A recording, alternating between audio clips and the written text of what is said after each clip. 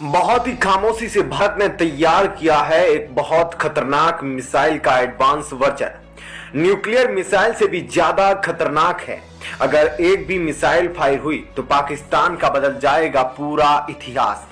भारत के अंदर एक्टिव 80,000 मिसाइलों में से सबसे खतरनाक मिसाइल का एडवांस वर्जन बनकर हो गया तैयार। दोस्तों सोचिए, भारत के अंदर जो सबसे ताकतवर मिसाइल है जिसकी तोड़ अभी तक दुश्मन देश चीन और पाकिस्तान खोज नहीं पाए, और तभी उसके एडवांस वर्जन की खबर आ जाए जिसे सुनकर दुश्मन देशों की सांसें हलक में अटक जाएगी। यह तो स्वाभाविक है। अब भारत के अंदर एक ऐसी मिसाइल आने वाली है जो आकार में तो छोटी है लेकिन तबाही ऐसी मचाती है कि जिसकी कल्पना करना भी मुश्किल है। उधर दोस्तों, रूस ने भी कभी नहीं सोचा था कि भारत का डीआरडीओ ऐसा भी कर सकता है। भारत की आत्मनिर्भरता की बढ़ती ताकत को देखकर पाकिस्तान सबसे ज्यादा बौखलाया हुआ है, क्योंकि अगर दुनिया में भारत का किसी देश के साथ युद्ध हो सकता है तो वह पाकिस्तान ही है, जिसकी सबसे बड़ी वजह भारत का सबसे महत्वपूर्ण टुकड़ा पीओके है, जिस पर पाकिस्तान ने जबरन कब्जा कर रखा है। तो वहीं पाकिस्तान के साथ साथ चीन, रूस, अमेरिका भी भारत के हथियारों के क्षेत्र में बढ़ती ताकत को देखकर मन ही मन परेशान हो रहे हैं। वहीं कभी भारत के लिए एक ऐसा भी वक्त हुआ करता था जब हथियारों का निर्माण करना तो दूर, भारत के अंदर गेहूं की पर्याप्त मात्रा भी नहीं थी। अमेरिका पर भारत गेहूं के लिए आश्रित था। गेहूं की सप्लाई को लेकर अमेरिका भारत का मजाक भी बनाया करता था, लेकिन आज भारत हथियार भी बना रहा है और दूसरे देशों को बेच भी रहा है। तो दोस्तों आइए आपको बताते हैं कि डीआरडीओ ने खामोशी से किस मिसाइल को अपडेट कर दिया है जिसको देखकर रूस तक हिल उठा है। दोस्तों, भारत मिसाइलों के निर्माण पर इजरायली थीम पर काम कर रहा है, जिस थीम के तहत बनाई जाने वाली मिसाइल आकार में तो छोटी होती है लेकिन ताकत के मामले में बहुत ही खतरनाक होती है। उधर भारत ने फैसला कर लिया है कि आने वाले कुछ ही सालों में भारत के अंदर जितने भी हथियार होंगे सभी को स्वदेशी तकनीक से लैस करना है, जिसके लिए डिफेंस क्षेत्र के बजट को भी बढ़ाया जा रहा है। जिस तरीके से दुनिया में ड्रोन और मिसाइलों का चलन बढ़ रहा है उसको देखते हुए भारत के डीआरडीओ ने अपनी रफ्तार को बढ़ा दिया है। दरअसल मौजूदा वक्त में जितनी तेजी से मिसाइलों का निर्माण किया जा रहा है उतनी ही तेजी से ताकतवर ट्रैकिंग रडार सिस्टम का भी निर्माण हो रहा है। अब ऐसे रडार बनाए जा चुके हैं जिनकी नजरों से मिसाइलों का बचना नामुमकिन हो रहा है। अब इसी को ध्यान में रखते हुए मिसाइलों की साइज को छोटा किया जा रहा है। इस तरीके के मिसाइलों पर काम करने वाले देशों में इजराइल और भारत सबसे आगे चल रहे हैं। दरअसल कोशिश की जा रही है कि मिसाइलों को जितना हो सकता है उसके आकार को छोटे से छोटा रखा जा सके ताकि रडार को आसानी से धोखा दिया जा सके। दोस्तों, इसी को ध्यान में रखते हुए भारत ने अपनी सबसे ताकतवर, खतरनाक और युद्ध में जीत की गारंटी देने वाली ब्रह्मोस मिसाइल को अपग्रेड करने के लिए ब्रह्मोस एनजी का निर्माण किया है। ब्रह्मोस एनजी यानी कि ब्रह्मोस का नेक्स्ट जनरेशन मिसाइल। दोस्तों, ये ब्रह्मोस का अब तक का सबसे एडवांस वर्जन है। दोस्तों, पहले ही इस बात का खुलासा हो चुका है कि भारत के अंदर तकरीबन 80,000 छोटी से बड़ी मिसाइलें मौजूद है और उन्हीं में से ताकतवर समझी जाने वाली ब्रह्मोस मिसाइल को और भी खतरनाक बनाए जाने पर डीआरडीओ काम कर रहा है। वहीं इस एनजी प्रोजेक्ट के तहत बनाई जाने वाली ब्रह्मोस मिसाइल का निर्माण भारत पिछले 4 सालों से कर रहा है। लगातार ब्रह्मोस मिसाइल का परीक्षण भी किया जाता है, लेकिन अभी तक इस बात का खुलासा नहीं हो सका है कि यह पूरी तरीके से अभी तक बनकर तैयार हुई है या नहीं। दरअसल ब्रह्मोस के जिस नेक्स्ट जनरेशन पर काम चल रहा है यह भारतीय वायुसेना के लिए बनाई जा रही है। ब्रह्मोस की इस एयर वर्जन का उपयोग सुखोई 30 MKI और तेजस विमान से किया जाएगा। सुखोई 30 MKI लड़ाकू विमान से पहले ही ब्रह्मोस मिसाइल के पुराने वर्जन का परीक्षण किया जा चुका है।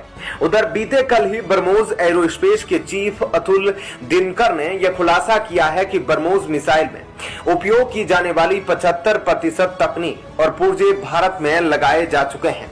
ब्रह्मोस एरोस्पेस के GMM के श्रीवास्तव ने भी कहा कि हम ब्रह्मोस एनजी के प्रोजेक्ट पर पिछले 4 से 5 सालों से काम कर रहे हैं और अब ऐसी स्टेज पर आ गए हैं जहां पर इसकी डिजाइन, वर्क और इसमें लगाई जाने वाली तकनीक पर काम पूरा हो गया है। बस इसको अंतिम रूप देना बाकी रह गया है। उन्होंने यह भी बताया है कि अभी फिलहाल ब्रह्मोस के एयर वर्जन पर काम चल रहा है, जो फाइटर जेट से लॉन्च होगी और जमीन पर टारगेट को नष्ट करेगी। तो आपके मन में भी यह सवाल जरूर उत्पन्न हो रहा होगा कि आखिरकार जब भारत पहले से ही ब्रह्मोस मिसाइल का निर्माण कर चुका है तो इसके नेक्स्ट वर्जन की क्यों जरूरत पड़ी है। तो आपको बता दें, माना जा रहा है कि ब्रह्मोस का ओल्ड वर्जन था वह काफी भारी भरकम है, वहीं जो इसके नेक्स्ट वर्जन को बनाया जा रहा है यह ओल्ड वर्जन से तकरीबन 3 गुना हल्की होगी। यानी कि ओल्ड वर्जन ब्रह्मोस मिसाइल को ले जाने में जितनी ऊर्जा की जरूरत होगी उतनी ही ऊर्जा में 3 ब्रह्मोस मिसाइलों को ले जाया जा सकेगा। ब्रह्मोस एनजी की बात करें तो इसका वजन 1.6 टन के करीब होगा, वहीं जो पुरानी ब्रह्मोस मिसाइल है उसका वजन 3 टन से अधिक है। उधर 2020 तक हिंदुस्तान एरोनॉटिक्स की कोशिश है कि तेजस MK2 की फ्लीट को वायुसेना में शामिल कर दिया जाए। उधर इसके साथ ही डीआरडीओ भी पूरी तैयारी में है कि ब्रह्मोस एनजी को सबसे पहले तेजस में लगाया जाए, जिसके चलते तेजस लड़ाकू विमान की अटैकिंग पावर को बढ़ाया जाएगा। वहीं दोस्तों इस ब्रह्मोस एनजी की एक और बड़ी खासियत होगी कि इसमें जो कलपुर्जे और तकनीक का उपयोग किया जाएगा वह भारत की ही होने वाली है और इसमें 70 से 80% हिस्सेदारी भारत की ही होगी, जिसके चलते भारत इसका उपयोग जब मन चाहे तब कर सकेगा और एक्सपोर्ट्स पर भी रूस की अनुमति की जरूरत नहीं पड़ेगी। उधर मात्र 1 सेकंड में ब्रह्मोस मिसाइल 1.2 किलोमीटर के एरिया को कवर कर लेती है, यानी इतनी तेजी से दुश्मन पर वार करती है कि पलक झपकाने तक का मौका नहीं देती। तो आखिरकार ब्रह्मोस मिसाइल में इतनी स्पीड आती कैसे है? तो आपको बता दें, ब्रह्मोस मिसाइल रैमजेट इंजन के सिद्धांत पर काम करती है। रैमजेट इंजन के लिए तेज हवाओं की जरूरत होती है। रैमजेट इंजन आगे से भारी मात्रा में हवा लेता है और पीछे छोड़ देता है, जिसके चलते ब्रह्मोस मिसाइल की स्पीड और बढ़ जाती है।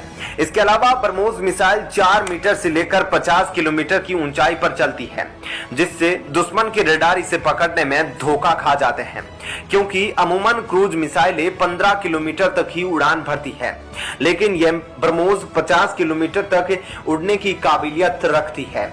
वहीं जब भारत ने 2004 में इसके प्रोडक्शन की शुरुआत की थी तब इसमें केवल भारत की हिस्सेदारी 15% थी।